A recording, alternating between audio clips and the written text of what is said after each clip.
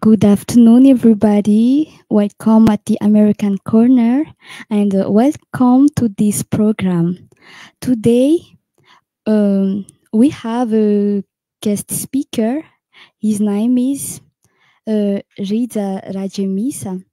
and his topic is about how to make the most of book you read as an entrepreneur.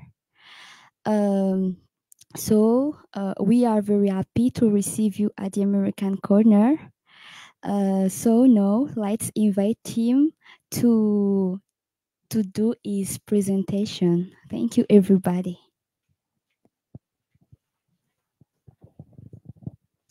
Hi everyone. I hope you can hear me as I'm here standing here right in front of you. So just before we start off our let's say our presentation, just for the sake of introduction, because you might ask a question: who's this guy standing right in front of you right here, speaking live here on the American Corner Antananarivo website or Facebook page? So as an introduction, I'm an entrepreneur. I love entrepreneurship, and I've been around for more than 12 years now. I work mainly in HR recruiting for various businesses, international companies, and local businesses, mainly in recruiting executive positions. So when it comes to hiring directors, managers from any type of positions, I'm often called to help uh, companies and organizations. This applies to NGOs, international NGOs, as well as for-profit businesses. So this is my work. This is my gig. I've been in entrepreneurship for 12 years now. I'm also interested in entrepreneurship. Um, why? Because I think entrepreneurship is the most effective, let's say, career where we can bring about change in our country. Entrepreneurs, they come up with ideas and try to bring changes within a community, try to bring values, and when you bring values, in return you get paid, and you create jobs and opportunities. You bring taxes to the country, and at the end of the day, this will be to the benefit of the country or the community where you operate in. So to me, this is the let's say the most effective. Let's say if in terms of strategy to if we want to impact the country, entrepreneurship is the way to go. Um, so I'm an entrepreneur. I've been around, as I said, for 12 years now. In terms of education, uh, after I got my baccalaureate in Madagascar, I studied at 𝒔𝒂𝒌. I hope you guys know 𝒔𝒂𝒂. I studied there for 4 years. I studied accounting. I got my degree in accounting, but at the end of my let's say 4 year study at in 𝒔𝒂𝒂, I asked myself, why did I study accounting? I hate counting people's money. Uh, why I spend my time studying that? So I realized through my various participation, various extracurricular activities within where I studied, I realized that I like to work with people, get in touch with various, let's say, um, partners, and create ideas, design concept, and try to bring forth those ideas to the market. So I find out that I like this side of me, of being creative and being innovative. This is the kind of, let's say, if I'm to describe myself, I'm more on that side of creativity. Um, After I studied at in 𝒔𝒂𝒂, I got my job, my first job at an international career company. I don't know if you heard of DHL.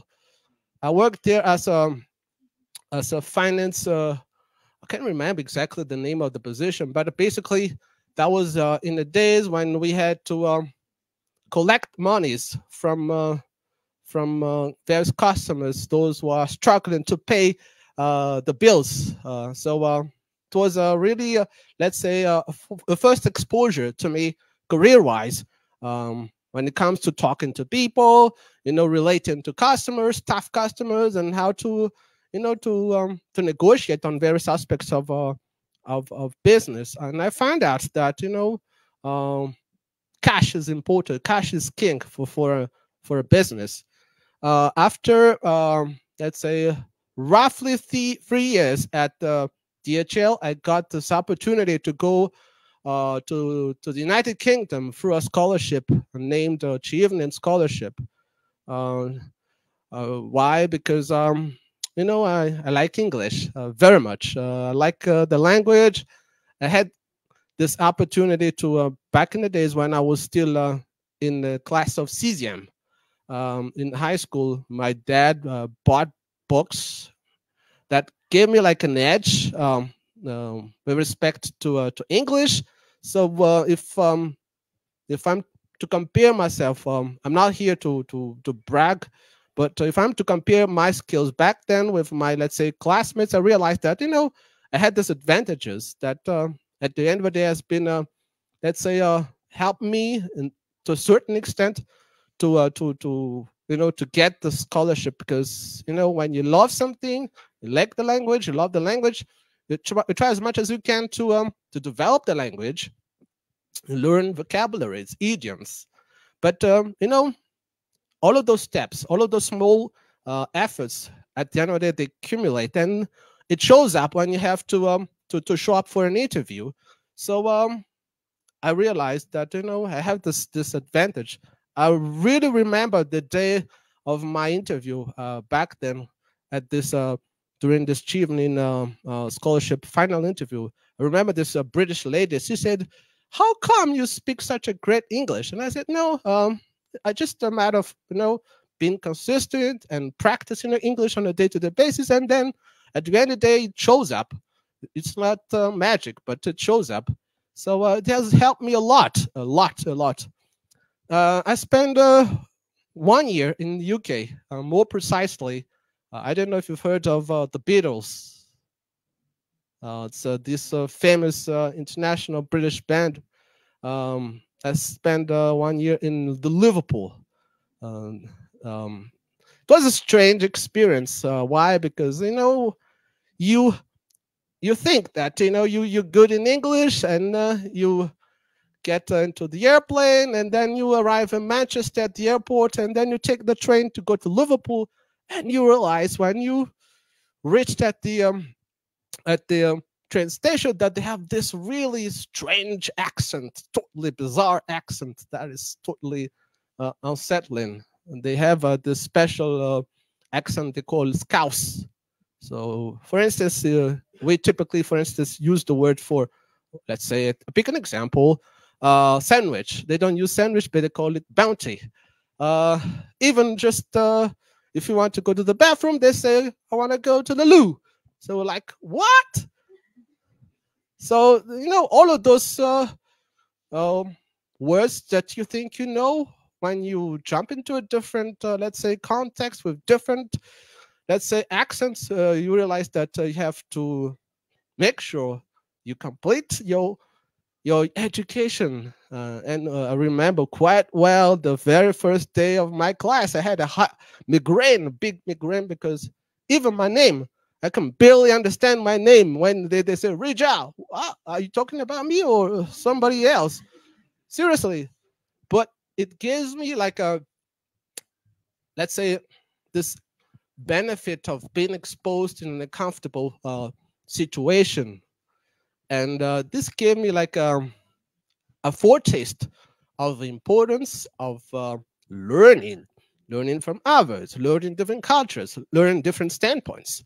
So my presentation is basically around being open to learning new things, and that's why I decided to talk about this topic and how to make the most of your of a book that you read. Because an entrepreneur is someone who needs to be flexible, learn from others, and to be able to if you want to come up with something great, you need to be humble as well. So this is my little story. Just I hope you guys like story. So I spent 1 year in the UK through the Achievement Scholarship. I remember very well. There was this Irish professor of mine. He taught entrepreneurship. His name is Jimmy Hill.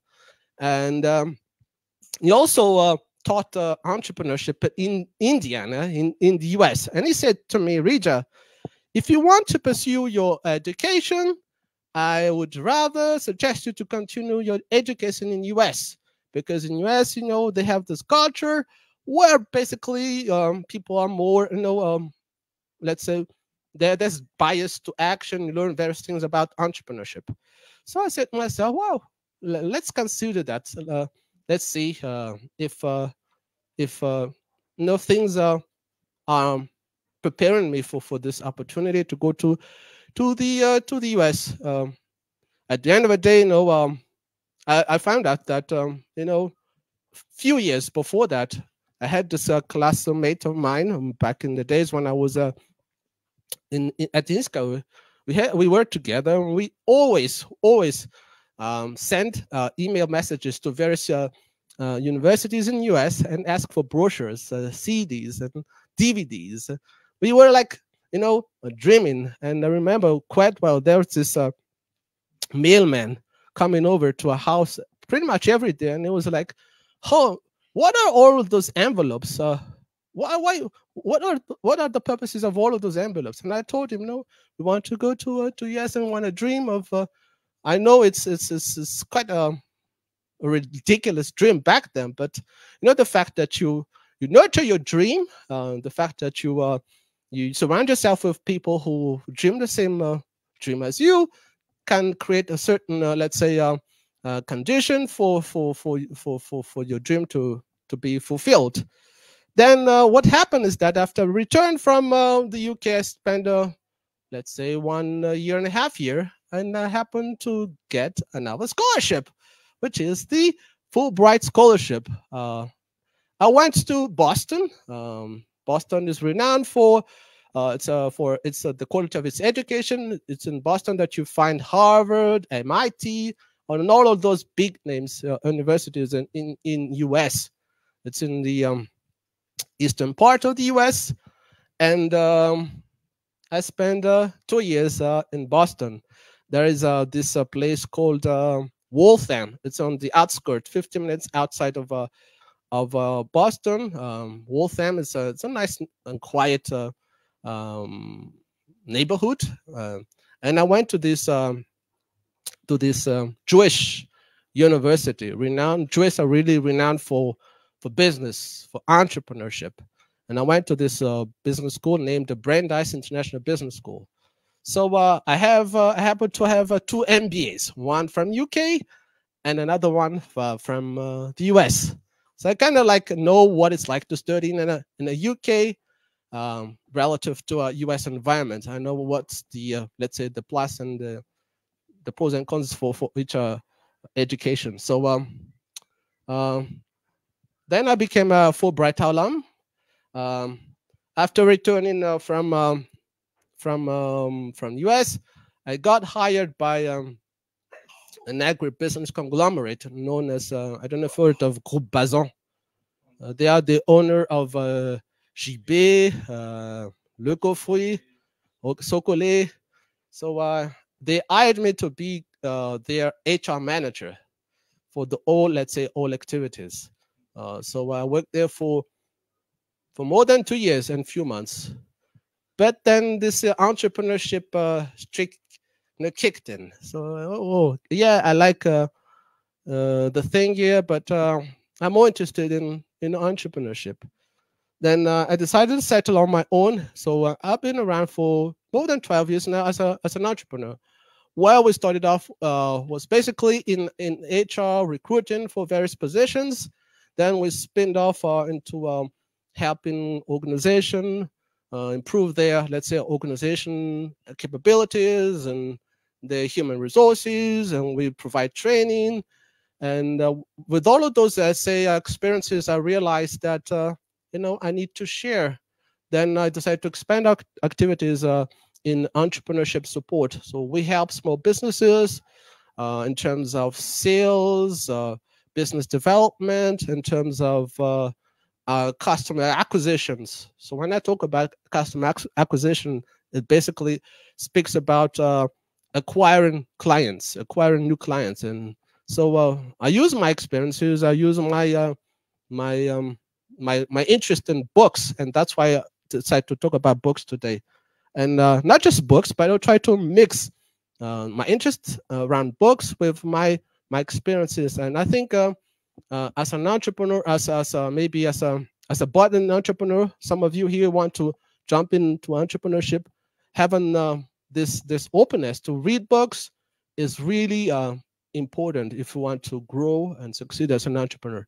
If you think I speak too fast, just raise your hands. Feel free to interrupt me, and I'll try as much as I can to answer questions. Are you guys okay with that? Okay. Um, in US, when you go to a business school, oftentimes, people, anytime they want to ask you a question, they'll lift their hands and just do like the Americans, okay? Okay. Now I'm the MUSEA president. MUSEA stands for Madagascar, United States Exchange Alumni. So it comprises of all, let's say, those chapters that that have benefited from U.S. sponsorship or fellowship. So it includes Fulbright, Yali. I think more familiar with Yali, Humphrey, VLP. So we're roughly around 2,000, let's say, um, lucky people. And I'm the president of MUSEA. I'm also, as I said to you, now I'm a book lover, and I'm the Nouveaux Horizons Ambassador. So if you happen to go uh, to a to a mall like Carrefour, if you go to the book section where they have the shelves, you might see some of those books that I put here on the table. So I'm the ambassador of Nouveaux Horizons. Nouveaux Horizons actually, they have this thing of if they find that there is a bestseller, American bestseller that needs to be translated into French, then they do the translation in Paris at the U.S. Embassy in Paris, and then they before that they ask for the rights to do it and sell it in French in the countries like Madagascar and in the Maghreb and in Haiti, and they pay for 2/3 of the price. So if, for instance, let's say for argument's sake, in US you can find this book, for instance, it costs $30. In Madagascar, it is sold for only $10, and the $20 is paid off. So the interest of let's say the Americans is to help us, not just in terms of entrepreneurship, but on various topics to learn. And I think it's to the benefit of the American government, and it's helpful. And my job, in a way, today is to share about my interest around books, because I think book is important if you want to grow. And I'm here to talk about my job as an entrepreneur and how I use book in the process. Expectation and environment facing entrepreneurs. As an entrepreneur, for you to succeed, you need key information. Not all information, but there are some specific information you need to identify and you need to take hold of. That's let's say, the starting point if you want to really succeed as an entrepreneur. You cannot create new things. You cannot come up with new ideas unless you have the right information. And this applies to various aspects of entrepreneurship. So this is something that you need to bear in mind if you want to jump into entrepreneurship. What is the key information I need to have with regards to this particular problem? Might face a challenge with regards to human resources. Someone may, let's say, for instance, for various reasons, behave in a way that is toxic to the environment, whether in the company where you work or the company you run. So what is the key information you need to acquire for you to solve that problem? So it applies not just in HR, but in every aspect of entrepreneurship. As I said, you need to be well informed. You need to see things from different angles, and this is something I think I have experienced, um, and I think that's the benefit of traveling overseas. You get exposed to cultures and to ways people are doing things that might be totally new to you, and you may not necessarily agree 100% with with those cultures where you'll be exposed, but this will help you articulate and understand yourself better. At the same time, learn from others what are they doing well, and this is very important as an entrepreneur to be able to to think back and to weigh the pros and cons on every angles point of views for you to tackle things after you analyze. Um, there is this thing about not just having the relevant information, but you should be able to, based on the information you have, you need to bring those and transform those information to actionable action. Oh, excuse me for the repetition, but you get my point.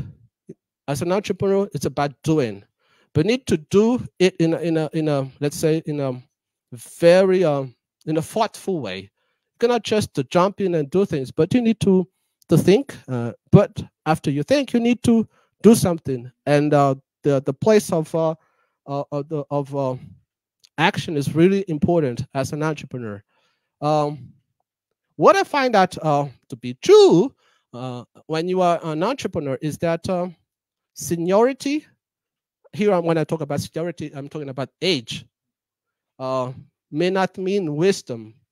It may not mean good understanding.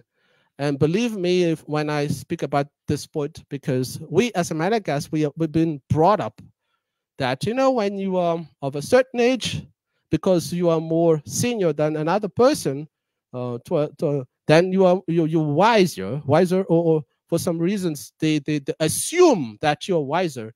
But in entrepreneurship, it's not always true. It's not always true. So when you enter into entrepreneurship, you need to bear that in mind.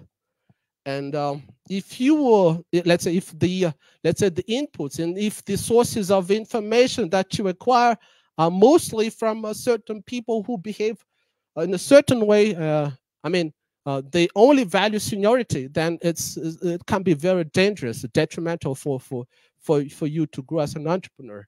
The other thing I really find that to be true is that wisdom of the crowd cannot always be trusted. We always think that Malagasy, it's not always true in entrepreneurship. So here I throw in some of the, let's say, some counterintuitive, let's say, thoughts and ideas that may be slightly different or totally different than what we, let's say, commonly used to hear. Wisdom of the crowd cannot always be trusted. Next thing is you always need to update your knowledge. Otherwise, you'll be like a lemon, And it's unfortunate that I give you this metaphor, but when you work with various organizations, you realize that if you don't pay attention, those who are in higher ups of the company, they think you are like a lemon. They press you, and at the end of the day, there's no more juice. So if you don't update your knowledge, you'll be outdated. Okay. So this is let's say I just want to outline those let's say the environment where we operate as an entrepreneur. I also highlight the kind of expectation that is required for you as an entrepreneur if you want to enter into entrepreneurship. So how to make the most of the book you read as an entrepreneur? To begin, for you to be very effective, for you to be to come up with an actionable idea, you need to identify your problems. Every day, as an entrepreneur, you need to get used to facing problems and solving those problems. But for you to solve it in an effective way, you need to identify the problems, or at least you need to have a certain ideas where the problem sources are located. Is it related to HR? Is it related to organization? Is it related to marketing? But at least you need to start somewhere. You need to start somewhere. And here I gradually will introduce you the way I use book to tackle problem. I'm not just reading books just for the sake of reading books. I read books with the purpose of solving a particular problem. So I always take some time, roughly 1 hour, 2 hours every day, to read books and to pause and meditate and think about what are the problems we are facing here. Take time, reflect, and then I try to highlight some points which I think are the main sources of the problems that I identify. From that, I move to the second point. I go on Google, and here a tip I'm sharing to you guys. Type on Google best books on. For instance, if you're looking for something around HR, best book on human resources, best books on marketing, whatever, best books on digital marketing, and you add 2024, and then you press the button, and they will bring some, come up with a list of books, and you start off with those lists. Then once it is done, I look for at least 3 books on the topic that interests me. I look for at least 3 books on the topic that interest me. Why? Because each and every author has or his or her standpoint on a particular topic. And here let's say the nugget, let's say of wisdom I want to share to you is, whenever you're confronted with a problem, or confronted with something, when you try to solve the problem, try to read as much, let's say, as much as possible, books around the topic. And I suggest you to read 5 books. It allows you to have a, let's say, holistic approach when you solve a problem, not just from a single standpoint. Otherwise, you might be misled by your own personal bias, but misled by for various reasons, because maybe one author is really good in writing, and you think that okay, this is the only and single way to tackle things. As an entrepreneur, you need to see things from a various standpoints. This is very important. Take note of this point that I just mentioned. So here's when I went on Google before I come to let's say a presentation today, and I type best books on digital marketing, and they come up with this list. You have this book Hooked, Jab Jab Right Hook, Building a Story Brand, and there are 2 other books. What I'm trying to tell you is that on any kind of, let's say, topic where you want to delve and want in which you want to, let's say, acquire a certain depth of knowledge, you can almost find all of those materials available online. Okay?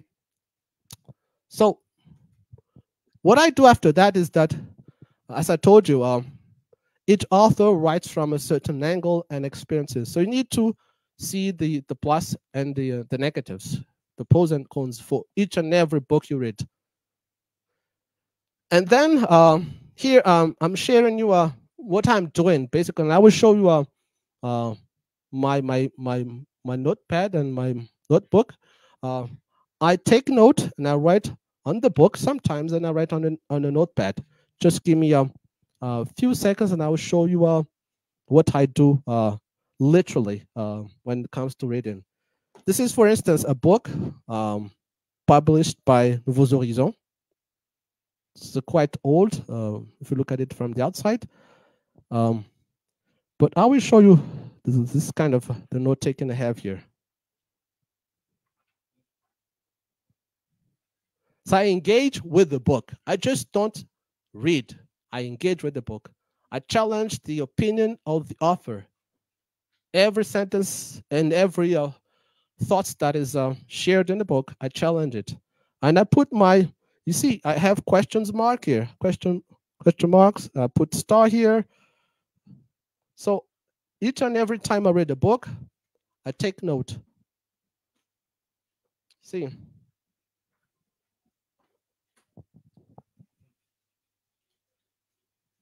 this is a quite renowned book. I got it when I was in US. I will show you some of my note taking. See, have those stickers.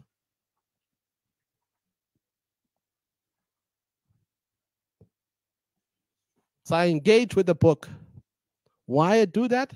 Because it allows me to connect what the author says and challenge it with my personal experiences. So anytime I have questions in my mind, I write it in the book or on a sticker. Sometimes they answer it in other pages of the book, but at times, because of a certain inclination of the author, they don't always answer it. That's why when I say to you need to at least have 5 books around the same topic, it allows you to see things from a different perspective. You get my point? And point 6 is I highlight some sections that applies to my case. So you always need to engage when you read books. Okay? So if I find, for instance, an interesting idea and I ask myself, how can I apply it to my situation? Or at some cases, the opposite might happen. You experience something in the field, but then you realize after a while, then you read a book that you've experienced the same experiences that the author said in the book, and it helps you structure your thoughts, and then becomes like something that solidify and it builds you up as an entrepreneur. But always need to engage with the book.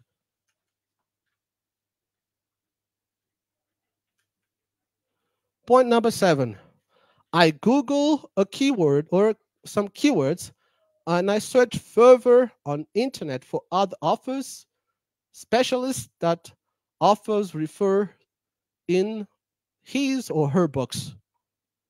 You want to delve deeper, then you need to look at the other suggested readings that the author recommend. It allows you to see things in let's say in a holistic way. Then number 8, I go on internet and I'll look up for podcast interviews, and I go on YouTube and I look for any other, let's say, materials that the author has put online. Why? Because it helps me digest and understand what he's trying to say or what she's trying to say, because it always helps to see things in a different way, especially when you read books. Sometimes you need to have more clarification for videos or audio materials, and they often have guests coming over to their show or their podcast, and it helps you understand better how, for instance, to apply a certain concept. So you don't just stay with book reading after you engage. You go on internet and look for, let's say, the YouTube channels or the podcast or any videos available. The point number 9 is where we talk about application. As I said to you, you just don't simply collect key information, but you need to find a way to apply it. And here we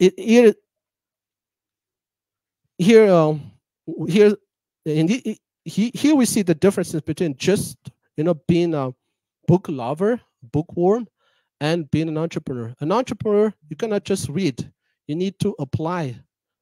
What I do is I share the concept, something that really resonate to me, to my team, and we discuss how we can implement an idea or concept, and it helps me structure my ideas in a very thoughtful way. It helps me arrange my thoughts. It helps me understand the concept better. Point number 10, then we apply. Do we need to adapt? Sometimes you need to adapt the idea, because we are in Madagascar, we are not in the US, we're not in other countries, but we need to adapt. So as you apply, you discover that there are some elements then where you need certain tweaking changes for it to work. Do we need to adjust, or do we need to just execute on the idea? Then you test, then you measure. After you do that, you draw the lessons. What are the key lessons you can learn from those experiences after you test the idea, after you read the book? What are the lesson you have drawn, and how applicable the ideas within your context here in the country, within your sector? Is there any facets missing, not covered in the book? Like I told you, oftentimes an author writes from a certain angle based on his experiences. So you need to bear that in mind, because now you've tested the idea on the ground, and then you find out that, oh, I agree with the author on this aspect, but it didn't really, for instance, tackle the implementation, for instance. So you, as an entrepreneur, you based on that, you acquire a new skill sets. Before it becomes a skill set, you acquire first a knowledge, you test it and improve it, and then after you get experiences in practicing the skills, it becomes a skill set, and then it becomes a knowledge, totally new knowledge, or a knowledge that is transformed, that you on your own can present it based on your own experiences, not just taking an idea from a particular author, but then you, based on experiences, you mix it up with your own understanding and your challenges, and then you come up with your own, let's say, viewpoint. Is the applicability context dependent? Yes, sometimes. The success of a concept, what is written in a book, can be dependent on the context. Are there any variables that might affect the effectiveness of what you read? Yes. Number 12, after you read, after you practice, after you test, after you measure, you need to be curious to learn from other people who are successful and who may not use or apply your approach. Learning, you can basically learn from not just books, but from experiences, but also from other people. If you want to grow as an entrepreneur, and here I put the link between reading a book, being open-minded, learn from others, you need to be very curious, because success leaves clues. There are some reasons why certain people are successful, and you need to be humble enough to admit that, okay, there might be other things that you missed out, or that the other person or competitor is doing really well, that you need to learn. Point 13 is you need to check how they do it. Then this, as you do it, as you learn from others, this will build up and increase your level of understanding of how people do things. And believe me, and I tell you, if you continue to do that every day, every year, every month, you will grow and you become really like savvy on the topic where you want to delve in. Believe me when I say that. And you know what? I can humbly admit that the things I've learned in 12 years of experience as an entrepreneur is a lot more deeper and diversified than what I've learned in US plus UK plus 𝒔𝒂𝒅 combined together. Studying is important. Going to college is important. But when you read and exposed to the reality of entrepreneurship, when you read books, you continue to improve, have this mentality of being, let's say, having this growth mindset, not a fixed mindset. You grow a lot, believe me. 13, check how they do it. This is what I said previously. And 14 is you notice there are some axes that they prioritize. Here I'm talking about the competitors that you don't know, may not know necessarily. 15, search for other books in other fields or niches or subtopics you may not have considered. So as you discover, as you learn, test ideas, then you realize that, oh, maybe I need to, maybe you start off in sales. You think it's an issue of sales, then you realize that it's connected to psychology.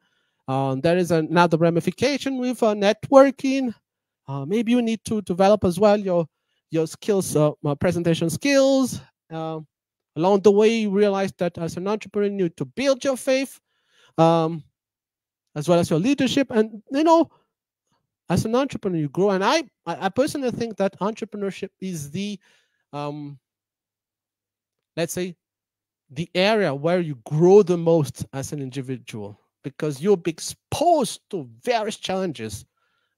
And if you take it from the right angle, see it in a positive way, it helps you grow and you learn a lot from it. You develop your skill on how to build a team. Even you think that originally when you start off that you have a great offer, but then you realize that you need to improve your offers and how to deliver your proposal to your clients. All of those things.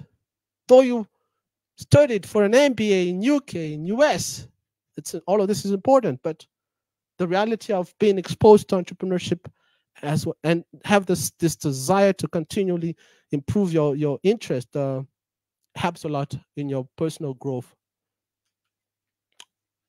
16, always set a target when you read a book. Apply at least one key lesson you found in a chapter.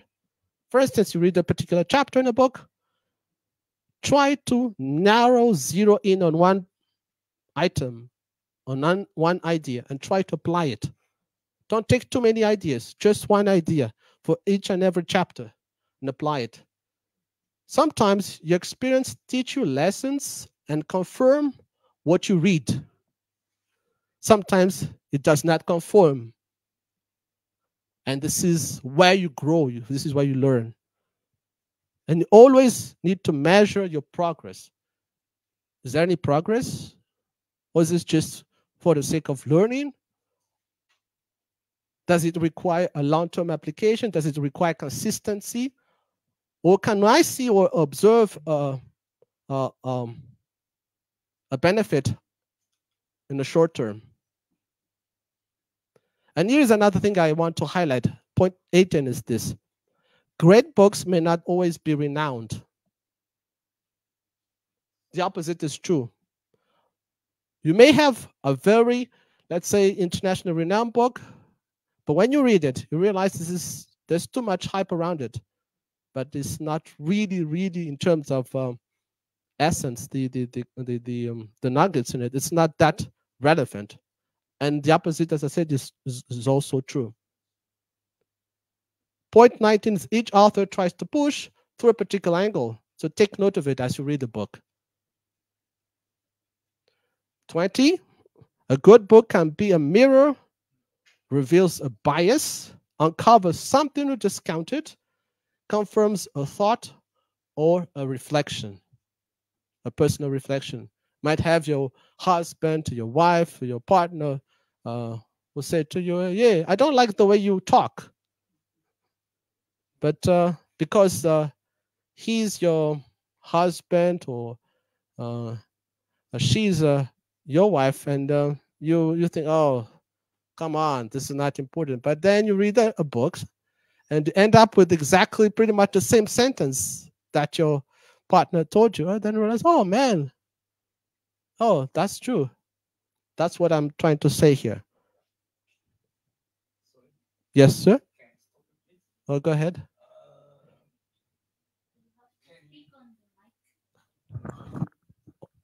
Oh, was it helpful to you guys?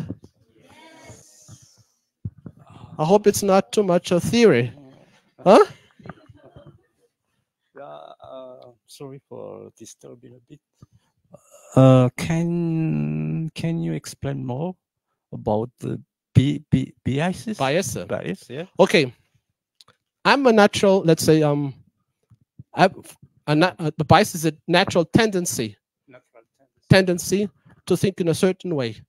For instance, I naturally think that anything, let's say, Americans are great because of, let's say, my exposure to their cultures and everything around the American cultures. This is a natural bias. I'm not saying natural, but it's an acquired bias due to certain experiences I have. Now, for instance, if I'm to hire, lately we hired for an NGO, British NGO, and we had various people going through the interview. I remember there was a candidate who studied in US, some in another here in Madagascar. And I need to bear in mind that because of my bias, I tend to, for some reason, I tend to be inclined to tilt my choice toward a certain type of, let's say, profile because of this bias. It may plays in my favor sometimes, but it may be detrimental too if I'm not aware of it. Get my point? So if you hire, you need to be objective. So this is just an example. So bias is a natural tendency to choose a certain way. Okay. Point 21, make a copy of a certain section that speaks to you. And then you can use a 𝒏𝒕. You can copy certain text and use 𝒏𝒕 to, for instance, to generate, let's say, some tools, some checklists on how to transform those ideas into some very, let's say, clear, let's say, actionable steps for you to grow. Because as I said to you, as an entrepreneur, you need key information, but this information is to be actionable. 22, in a workplace, you see various assumptions, you see blind spots, and great books help you see these blind spots. I hope you guys understand this. Point 23, sometimes it helps to read the original versions. 24, great books reduce learning curve. When I speak about learning curve, it speaks about the time it requires for you to acquire certain knowledge. Because you read a great author, because this author is very savvy in articulating his or her idea in a very, let's say, concise and practical ways, it helps you a lot. It will save you time as you learn something. And as an entrepreneur, it's very important. Now I have this gift links I put here. Hope you guys, those of you follow online, let me say hello to you. It's me, Rija. I'm about to wrap up my talk here. If you're an entrepreneur, if you are scratching your head about what am I going to do with my business, I don't know where to start off, we've got your back. There is this link where I put for entrepreneurs. Go to this link. I give you time to take note of it. Go to this link. Enter your email as well as your name and phone number. Then download a checklist that I prepared. There are 50 questions that are very relevant for you to help you understand where you're situated with respect to your business idea, your project. If you're an entrepreneur, use that link. It will help you a lot. After you use this checklist, you can reach out to me. We can arrange an appointment. Then we can help you structure a proposal that will really help you with your business. For those of you who are executives, you might say, oh man, I'm bored and want to look for other opportunities, we also got you covered. Go to the second link. If you're a job seeker, if you're an executive, use this second link. We provide you tips, actionable tips that you can use where you are to find other opportunities, how to upgrade your profile on LinkedIn and how to reach out to people. What are the do's and don'ts for you if you look for other opportunities? I hope you guys find something relevant to this presentation, and this will wrap up my presentation. Thanks so much. Take care.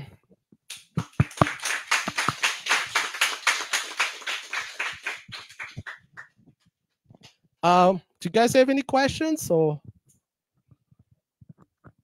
how Okay. many minutes